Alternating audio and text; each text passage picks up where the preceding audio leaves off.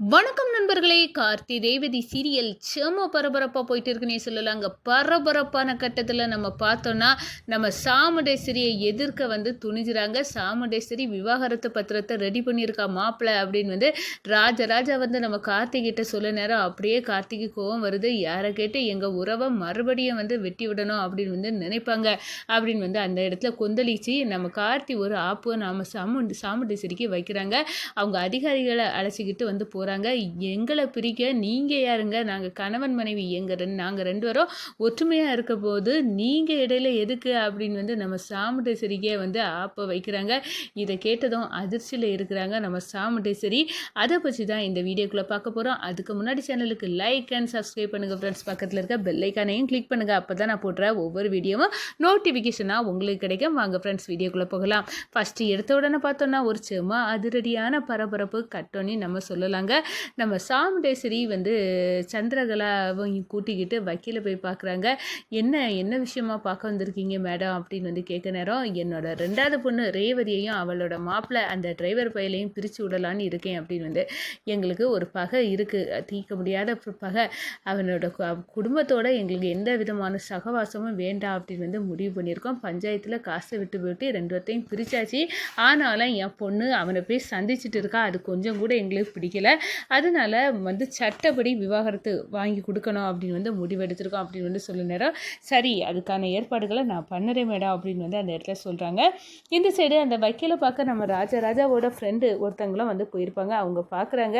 இந்த விஷயத்த நம்ம ராஜராஜாட்ட ஃபோன் பண்ணி சொல்லுவோம் அப்படின்னு அந்த இடத்துல நம்ம ஃபோன் போட்டுறாங்க. நம்ம ராஜராஜாவுக்கு என்ன விஷயம் சொல்லுங்க அப்படின்னு சொல்ல நேரம், உங்கள் மனைவி வக்கீலை பார்க்க வந்திருந்தாங்க. உங்கள் மகளையும் மருமகனையும் பிரித்து விடலாம் அப்படின்னு நினைக்கிறாங்க அப்படின்னு சொல்ல நேரம், பேரிடி கணக்காக நம்ம ராஜராஜாவுக்கு இருக்குது. சாமுண்டேஸ்வரிக்கு அந்த சந்திரகலாவோடு சேர்ந்து பைத்தியம்தான் பிடிச்சிருக்கு போல். எதுக்காக இப்படியெல்லாம் பண்ணிகிட்டு இருக்கா? அந்த சந்திரகலா கொஞ்சம் விட்டால் அந்த சாமுண்டேஸ்வரியை நடுத்தருவில் கொண்டு வந்துடுவா. அந்த அளவுக்கு அவள் டார்ச்சர் பண்ணிவிடா. அவளோட ஆட்டத்துக்கு ஒரு முடிவு கட்டணும். இதை முதல்ல கார்த்தி மாப்பிள்ளைகிட்ட பார்த்து சொல்லிடலாம் அப்படின்னு வயல் வாகனத்தையும் கூட்டிக்கிட்டு நம்ம கார்த்தியை பார்க்க வராங்க. மாப்பிள்ளை என்ன மாமா, என்ன விஷயம் அப்படின்னு கேட்க நேரம், வர சந்திராவுக்கு ஆட்டம் ஓவர் ஆகிட்டு இருக்கு மாப்பிள்ள. அவள் உங்கள் ரெண்டு பேர்த்தையும் சட்டப்படி பிரிக்கிறதுக்காக சாமுண்டேஸ்வரியை கூட்டிட்டு வக்கீலுக்கிட்ட போய் ஏற்பாடு நடக்குது அப்படின்னு சொன்னோன்னா, ஓஹோ அந்த அளவுக்கு போயிட்டா அப்படின்னு நம்ம கார்த்தி கேட்குறாங்க. இதுக்கு மேலே நான் மௌனமாக இருந்தேன்னா கண்டிப்பாக என்னைய ரேவதியை பிரிச்சிடுவா இந்த சந்திரகலா. அதுக்கு மட்டும் நடக்கக்கூடாது. நாங்கள் ரெண்டு பேரும் எந்த காரணத்தை கொண்டோ பிரிய போகிறது இல்லை அத்தை, நீங்கள் பயப்படாதுங்க. அதுக்கு நான் ஒரு செக்கு அத்தைக்கு வைக்க போகிறேன் அப்படின்னு அந்த இடத்த சொல்கிறாங்க. அதே கணம் பார்த்தீங்கன்னா மாப்பிள்ளை இன்னொரு விஷயம் இருக்குது. இந்த செங்கல் சோலையை விற்க வச்சா இதே மாதிரி ஒவ்வொரு தொழிலையும் இப்போ சந்திரா தன் கைவசம் கொண்டு வரா சாமுண்டேஸ்வரிட்ட இருந்து. அவள் கூடிய சீக்கிரம் சாமுண்டேஸ்வரியை நடுத்தருவில் நிற்க வச்சிருவா மாப்பிள்ளை. நீங்கள் தான் அதெல்லாம் தடுக்கணும். நீங்கள் இல்லாதனால அவள் ஓவராக ஆட்டம் போடுறா. வீட்டில் எல்லாத்தையும் எதிர்த்து சாமுண்டேஸ்வரி கிட்ட இலக்கி விடுறா. இதெல்லாம் சரிப்படாத. நீங்கள் பழையபடி எங்கள் வீட்டுக்கு வரணும் மாப்பிள்ளை. இதுதான் எங்கள் ஆசை. நீங்கள் இருக்க வரைதான் இந்த சந்திரா வாலாட்டாமல் இருக்க முடியும். இப்போ சந்திரா மறுபடியும் சாமுண்டேஸ்வரியை வத்தி வச்சு எல்லாத்தையும் நடு தெருவில் அவளுக்கு ஏற்றாப்புல கொண்டு போயிட்டு இருக்கா. இது சரிபடாத மாப்பிள்ளை. நான் எது சொன்னாலும் சாமுண்டேஸ்வரி கேட்கவே மாட்டேங்க. அவள் தங்கச்சி தியாகம் பண்ணியிருக்கா. மாப்பிள்ளையை பிரிஞ்சு இருந்து எங்கள் குடும்பத்துக்காகவே தியாகம் பண்ணியிருக்கான்னு மனசுக்குள்ள அவள் தங்கச்சிக்கு மேலே அப்படி ஒரு பாசத்தை வச்சுட்டு இருக்கா அப்படின்னு அந்த இடத்துல நம்ம ராஜராஜா சொல்கிறாங்க. சரி எனக்கு புரியுது, கூடிய சீக்கிரம் நான் அந்த வீட்டுக்கு ஆப்பு வைக்க நீங்கள் இப்போ கவலைப்படாதுங்க போங்க. அதுவும் இல்லாமல் ரேவதி கிட்ட தைரியமாக இருக்க சொல்லுங்கள், நான் இருக்கேன் அப்படின்னு அந்த இடத்துல சொல்லிக்கிட்டு நம்ம ராஜா ஒரு முடிவை எடுக்கிறாங்க. அதிகாரிகளை வர வச்சு நேராக சாமுண்டேஸ்வரி வீட்டுக்கு போகிறாங்க. நாங்கள் கணவன் மனைவி அப்படின்னு ரேவதியை பார்த்துக்கிட்டு சொல்கிறாங்க. ஆமாம், இது சட்டப்படி பஞ்சாயத்தில் பிரிச்சாச்சு. இனி விவாகரத்துக்கு அப்ளை பண்ணியிருக்கோம். அதுக்கப்புறம் கணவன் மனைவி உறவு எங்கேருந்து வரோம் அப்படின்னு அந்த இடத்துல நம்ம சாமுண்டேஸ்வரி கேட்க, வாயை மூடுங்க, நாங்கள் ரெண்டு பேரும் மனசார கணவன் மனைவியாக தான் இருக்கோம். எங்களுக்குள்ளே எந்த பகையும் இல்லை. அப்படி இருக்க நேரம் நீங்கள் யார் அத்தை எங்கள் ரெண்டு பேர்த்தையும் பிரித்து வைக்க? எங்கள் ரெண்டு பேர்த்த முடிவு தான் முக்கியம் அப்படின்னு அந்த இடத்துல சொல்கிறாங்க. அந்த அதிகாரிகளும், ஆமாம் மேடம், நீங்கள் பஞ்சாயத்து தலைவராக இருந்துட்டு ரெண்டு பேர்த்த பிரிக்கிறது, கணவன் மனைவியை பிரிக்கிறது எவ்வளவு தப்புன்னு உங்களுக்கு தெரியலையே, அந்த தப்பை நீங்களே செய்யலாமா அப்படின்னு அந்த அதிகாரிகள் கேட்குறாங்க. இந்த பாருங்கள், ரெண்டு பேர்த்துக்கும் முழு சம்மதம் இல்லாமல் எந்த காலத்துலேயும் நீங்கள் வந்து அவங்கள பிரிக்க முடியாது அப்படின்னு வந்து சொல்கிறாங்க. அதோட பார்த்தோன்னா நம்ம சாமுண்டேஸ்வரி அரண்டு போகிறாங்க. இந்த டிரைவர் பையன் அதிகாரிகளை நம்ம வீடு தேடி வர வச்சு நம்மளை அசிங்கப்படுத்திட்டான், நம்ம விடக்கூடாது அப்படின்னு வந்து அந்த இடத்துல வந்து கங்கணம் கட்டுறாங்கங்க. இந்த சைடு பார்த்தோன்னா அதோட அதிகாரிகள் வந்து சொல்கிறாங்க, இந்த பாருங்க மேடம், இன்னொரு தடவை இவங்க 2 பேர்த்தையும் பிரிக்கணும் அப்படின்னு வந்து இவங்க சம்மதம் இல்லாங்க நீங்கள் எந்த முடிவும் எடுக்கக்கூடாது, எடுத்தோன்னா நாங்கள் உங்களை ஆக்ஷன் எடுக்க வேண்டியது வரோம் அப்படின்னு வந்து அந்த இடத்துல சொல்கிறாங்க. அதை வார்ன் பண்ணதுக்கு தான் நாங்கள் வந்திருக்கோம் அப்படின்னு வந்து சொல்கிறாங்கங்க.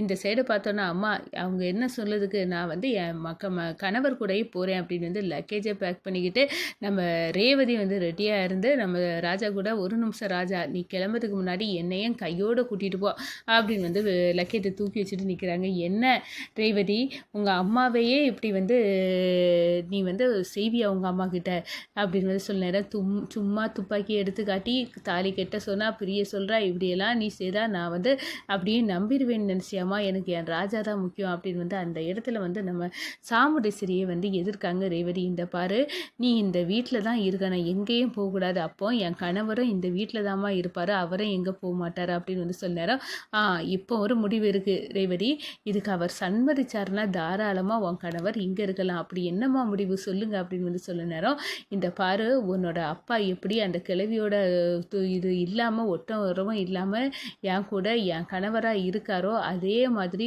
உன்னோட ராஜாவும் அந்த கிழவியோட ஒட்டும் உறவும் இல்லாமல் அவர் குடும்பத்தோட எந்தவித சகவாசமும் இல்லாமல் இங்கே தாராளமாக இருக்கலாம், சாமுண்டேஸ்வரிக்கு மருமகனாட்டம் ரேவதிக்கு கணவராட்டம் மட்டும்தான் இருக்கணும் அப்படின்னு வந்து அந்த இடத்துல சொல்ல நேரம் நம்ம ராஜா ஒரு நிமிஷம் கதி கிளங்குறாங்க. சரிங்கத்தை, நான் சம்மதிக்கேன், என் ரேவதி கூட நான் சேர்ந்து வாழ இதுக்கு சம்மதிக்கேன் அப்படின்னு வந்து சொல்லணும்னா நம்ம சாமுண்டேஸ்வரிக்கு அப்படியே அரண்டு போகிறாங்க. ஐயையோ, நம்ம என்னத்தெல்லாமோ பண்ணணும், ஆனால் கடைசியில் இந்த டிரைவர் பையன் மறுபடியும் இந்த வீட்டுக்குள்ளே வந்துடுவான் போல இருக்குது, நான் இவனை அனுப்புறதுக்குள்ளே பெரிய பாடுபட்டு அனுப்புனேன், ஆனால் இவன் மறுபடியும் நுழைய நிற்கானே, இப்போ என்னடா பண்ணலாம் அப்படின்னு வந்து அந்த இடத்துல கொதித்தல்லுங்க. அக்கா, அதெல்லாம் சரிப்படாது, இவன் பிரிச்சதாட்டு இருக்கட்டும், போகட்டும் அப்படின்னு சொன்னேன். நிறுத்து, இப்போ ரேவதியோட நலன் நமக்கு முக்கியம், அதோட இவன் உங்கள் மாமா இருக்கிறது மாதிரி அந்த குடும்பத்தோட ஒட்டும் உறவும் இல்லாமல் இங்கே இருந்தால் நம்மளுக்கு சம்மதம் தான், எனக்கு சம்மதம், அது போதும் சந்திரகலா அப்படின்னு வந்து அந்த இடத்துல சொல்கிறாங்க. ஐயையா, நம்ம திட்டம் எல்லாம் தவிடுபடியாக்க வந்துட்டான், எப்படியாவது இந்த சாமுண்டேஸ்வரியை நடுத்தருவில் கொண்டு வரணும், இந்த ரேவதி நம்மளை வந்து புருஷனை பிரிஞ்சிருக்கானே அவமானப்படுத்தினா, அதே மாதிரி இவளையும் பிரிஞ்சிருக்க வைக்கணும் அப்படின்னு எல்லாம் கங்கடம் கட்டணும், எல்லாம் வீணாக போச்சு அப்படின்னு வந்து நினைக்கிறாங்க. இந்த சைடு கார்த்தி, கூடிய சீக்கிரமே உங்கள் அம்மா சாவுக்கு காரணம் எங்கள் தாத்தா பாட்டி இல்லைன்னு நிரூபிப்பேன், அந்த நம்பிக்கை இருக்குது, அப்போ நீங்கள் பாட்டியை ஒரு நாள் தேடி போய் வந்து மன்னிப்பு கேட்டு பாட்டியை கையோட நம்ம வீட்டுக்கு கூட்டிகிட்டு வருவீங்க அப்படின்னு வந்து நம்பிக்கை இருக்குது, அது நடக்கும், அந்த நம்பிக்கையில் நான் வந்து இருக்கேன் அப்படின்னு வந்து அந்த இடத்துல வந்து நம்ம ராஜா சம்மதிச்சு வந்து இருக்காங்க.